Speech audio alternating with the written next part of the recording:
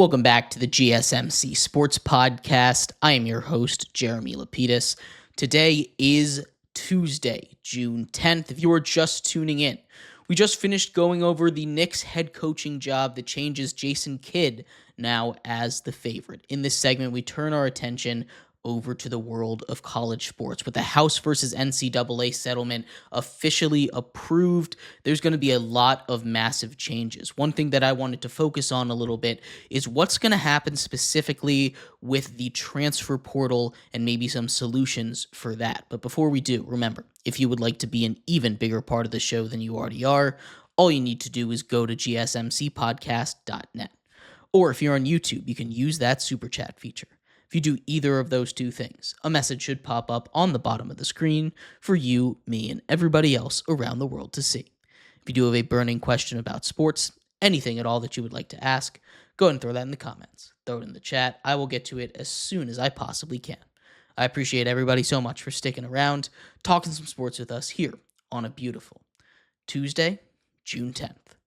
But like I was saying, we are going to get a little bit here into what's going on, specifically with the transfer portal, how that's going to be affected in this new era of college sports. Of course, now that players can be paid, this opens the door for contracts. And contracts, obviously not for every single player, but it will drastically change how movement of players go in the NCAA. Right now, we're kind of in what is a Wild West, no rules. Everyone can just go however many times they want. And it's something that I personally am not a huge fan of. It's something that I think needs some kind of fix. And as the water starts to level out a little bit with the schools that are going to be paying, there's going to be some interesting solutions for what's going to happen with the players left behind. So I'll start this one off with you, Jake.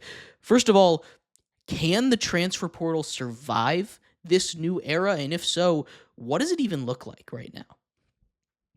Yeah, I think there certainly is a way for the transfer portal moving forward to still remain in the world of college athletics. The one thing, though, that I do think is certainly going to have to be adjusted is the presence of two transfer portal windows specifically for football, one being in the winter and one being in the spring.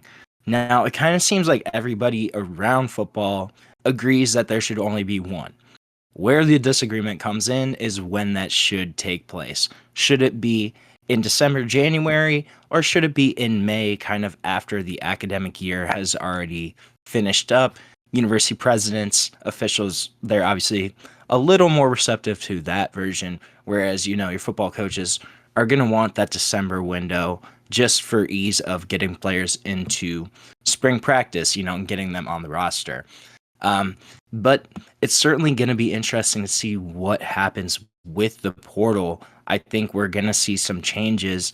And then, too, you kind of mentioned how there's really no rules. It's kind of the wild, wild west. I think one of the things we might see is the College Sports Commission step in and maybe reinforce some eligibility rules where you only can transfer once or twice. Could we kind of see something like that be reinforced? I think that's very possible too. Yeah, there's a lot of rules that are going to start being put in when it comes to specifically the transfer portal. I think you're right. The first thing that's going to be decided is which transfer portal is going to be the only transfer portal window. If I had to put my money on it right now, it would probably be the May version of it. That way, you're not doing it, first of all, in the middle of the playoffs, which is something that is going to affect the fans the most. And choosing which window, as much as it wants to be a scholastic or an academic or an athletic decision, a lot of times it's just going to come down to what makes them the most money. And that's probably going to be doing it in May when it doesn't hold out some of these top players from participating in the brand new playoff formats like we saw last year with some players on Penn State and other teams that were in the playoffs, just holding out there. But one of the things that I think is super interesting as well is the fact that not every school is going to be paying money. And in this little trial run, this 5 to 6 year period where things are going to start to become more clear as to what the future of college football is going to look like, could we see something like a relegation system be put in for these schools? It's something that is a completely different conversation, but it's something that I think would work perfectly with college football, with the Power Four and the other conferences. You don't see it in American sports.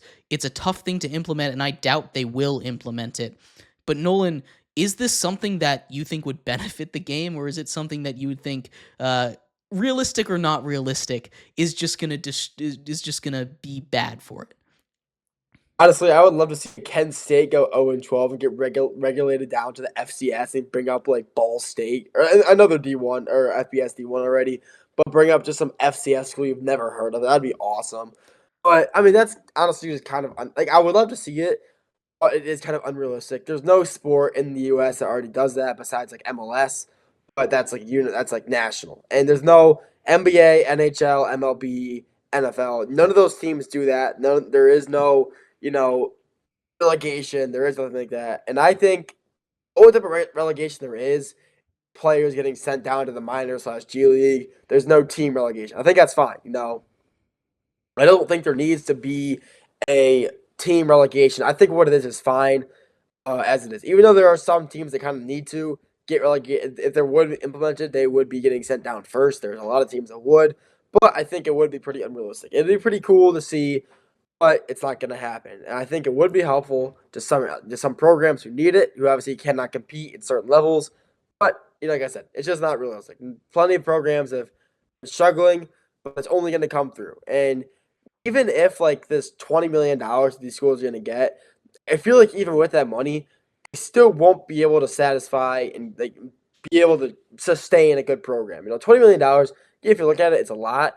It's not a lot to a program like Tennessee, Alabama, Georgia, those big SEC schools or Big Ten schools. You get $20 million, an Eastern Michigan or a Kent State or a Ball State. I mean, that's going to change the program. That $20 million could be useful. How they manage it, up to them. But relegation, it's a funny concept. I always think it's really funny when I see my soccer friends are complaining. My favorite team just got relegated down to the Champions League. Like, I'm pissed. Like, it's pretty funny to listen to.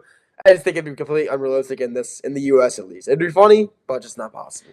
The reason I bring it up is because of the fact that schools can now pay. And we're going to see schools like Boston College, schools like Syracuse, schools like Wake Forest that aren't necessarily going to pay that kind of money to stay competitive with the rest of the Power Four conferences. But there are schools in the group of five, right? You've got schools like Tulane, schools like Boise State, schools like Memphis, schools like James Madison that I'm willing to bet are going to pay a good amount of money to stay competitive in football. We've seen a lot of these schools already put a lot of money into their sports programs, into their athletic programs.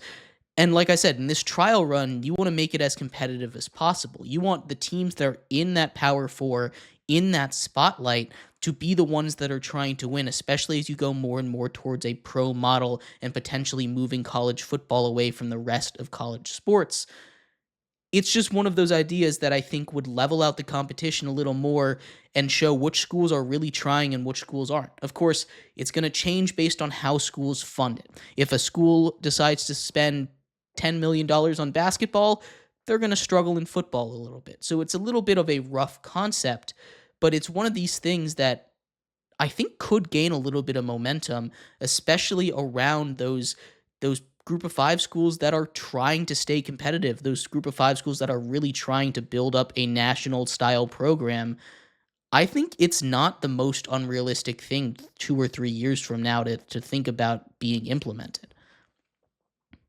I love the idea personally of a relegation kind of system where, say, you go Power Four and then Group of Five and kind of separate it from there. And even more to your point, Jeremy, of what you're saying, what if you have that top one? Those are the schools opting in and paying their players, and that bottom tier, those schools aren't. So you're dropping in and out. I think it would make a lot of sense. And then it would open up the avenue for so many more interesting matchups. You can even create kind of different playoff formats. You think of World Soccer, you have the Champions League, you have Europa League. You can implement something similar where you have that top league, I guess, that top division and that second tier division competing for different championships. I think it would be something that would be really intriguing. Plus, then you can get back to regional based kind of geographic conferences where you have Arizona State, Arizona, BYU, Utah all back together, and it's not across the country. It'd be kind of fun. I don't know. I kind of like the idea. Yeah, it's definitely a more out there idea. But getting back to the transfer portal just a little bit here, how much is it going to be affected? We're just going to assume here that it's going down to one window. It's going down to, let's say, the May window. Where does the transfer portal lie? Because it's the biggest piece of movement from players nowadays to these major programs. Is it still going to be that prevalent with these schools directly paying their players? Or is it going to start to fizzle out and only be for the group of five to be feeder schools to those bigger programs and vice versa?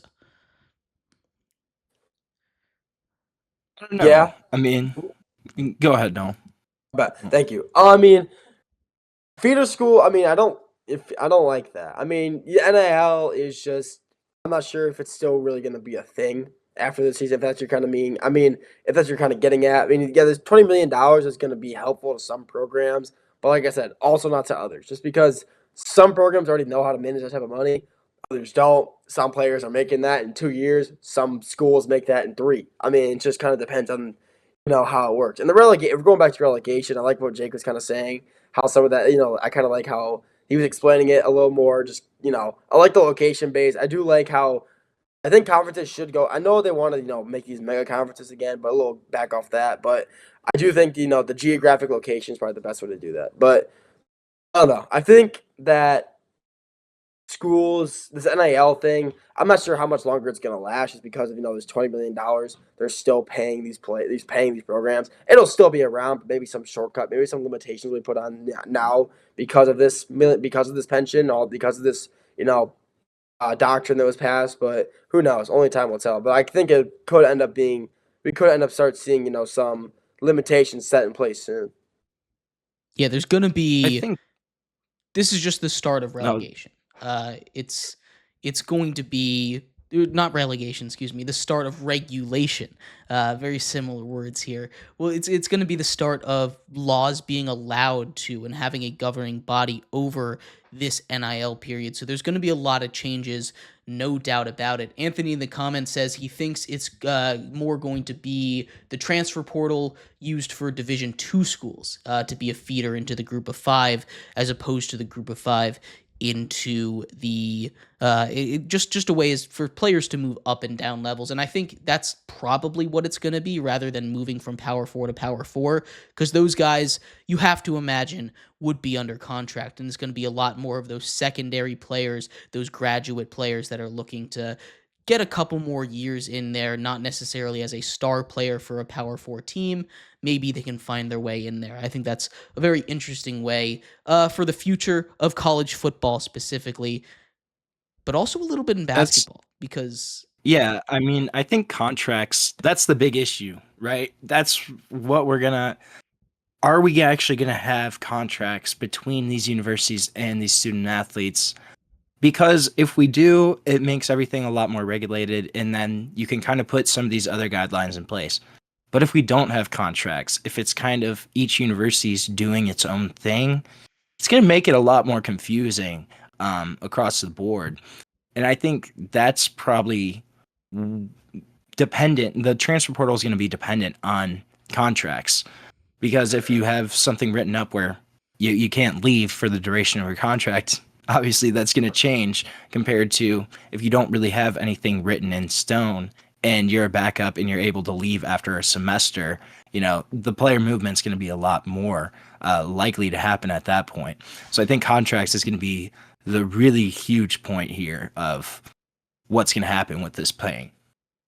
Yeah. I really don't like contracts. Sorry, Jamie, real No, go quick. for it. But I really just I know we're talking about it. I just really don't like the fact that college players are about to be able to sign contracts. I really don't like that. College players should not be signed. I don't mind. I know it. I would rather have them transferring every year than signing a contract. These are college athletes. This is not a professional organization. These guys are not pros. They're making pro money, but they're still not pros. They're not good enough to be pros yet, most of them at least. But they're not. I just don't think a college kid should be needing an agent to help them sign contract with schools. I just really don't like that. I would much rather have them be transferring every year for 3 years than signing a 2-year contract and being forced by that school to stay there out of their I know it's like NFL players, pro players, they sign contracts. That's different. That's their job.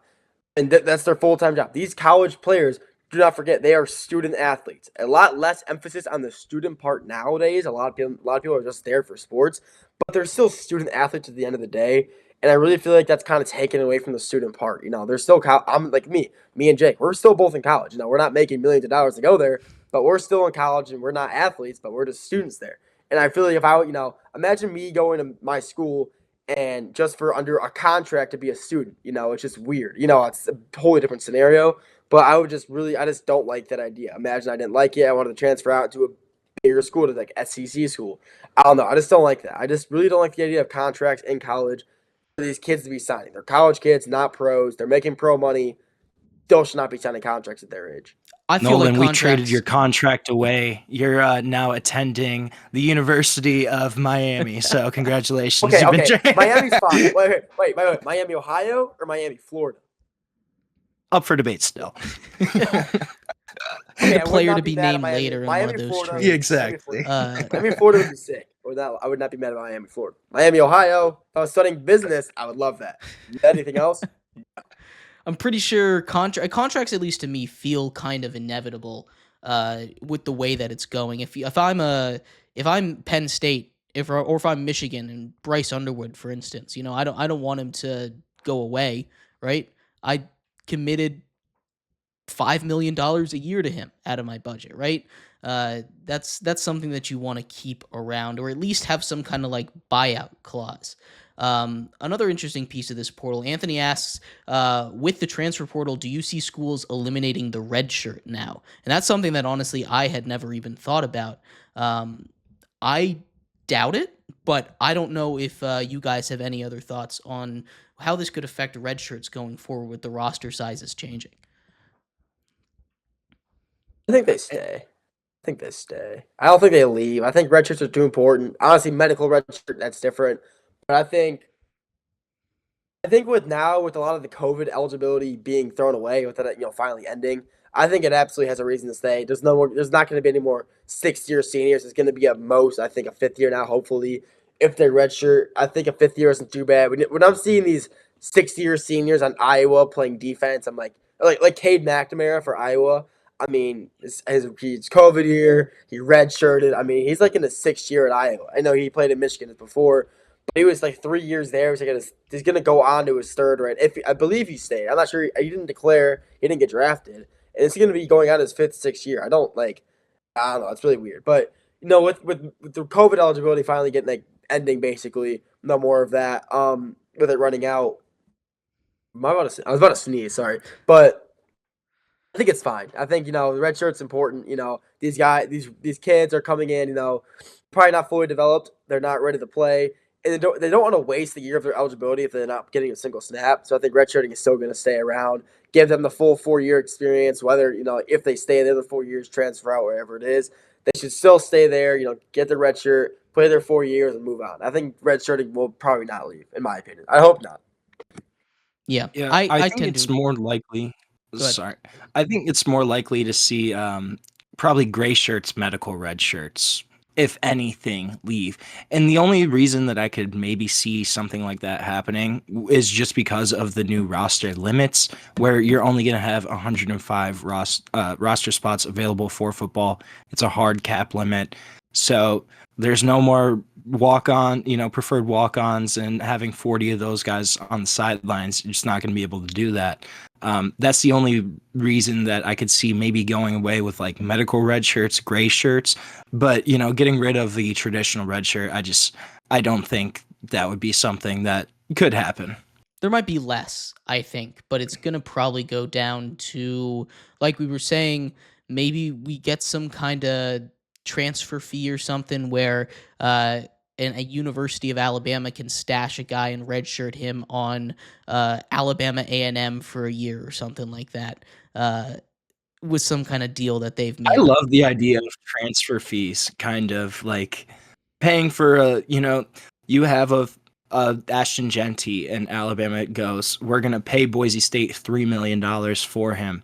I think that's kind of a really interesting concept that's also kind of from world soccer almost, but something that could kind of work out, because you think of the feeder schools, when you have, your big stars, you could actually kind of benefit off of them and help the program moving forward. Yeah, I'm really just trying to turn college football into world soccer right now.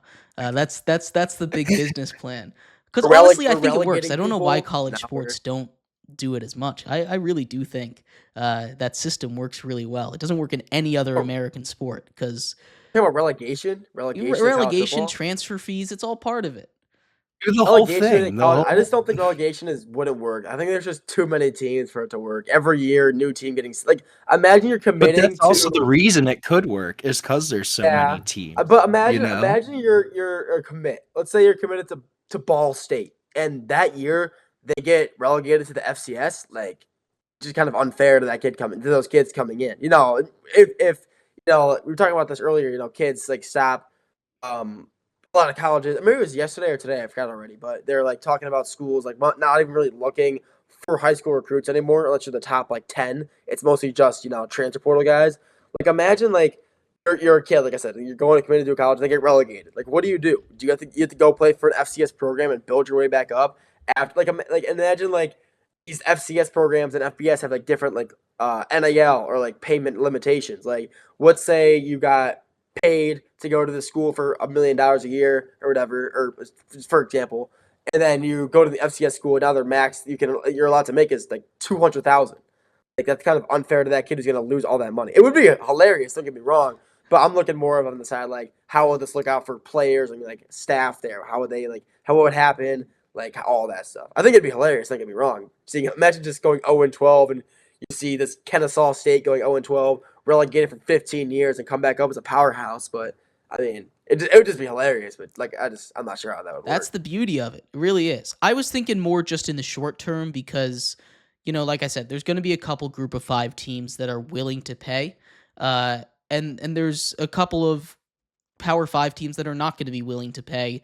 And just thinking for the future, if you're making a super league, if you're splitting college football away, you want the teams that are going to pay to be in that top league, which is why you do this kind of system of elimination to get rid of the stragglers that aren't going to participate in a more professional league. But there's a lot of changes still to be made with the transfer portal, with the way that college football and college sports work overall. We'll break those down in a little while.